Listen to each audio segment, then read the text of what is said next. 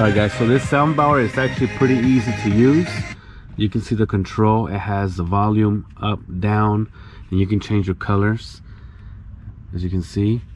And you can choose if you want to play music, different modes, but it has to follow with the music.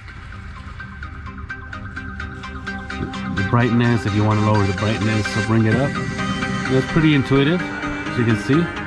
And you also have your play button, stop, play, volume up and down, as you please. The auxiliaries, USBs, and you can manually connect it here. It's easily accessible on the side. Another thing I wanted to also mention, you have your EQ. You can change it.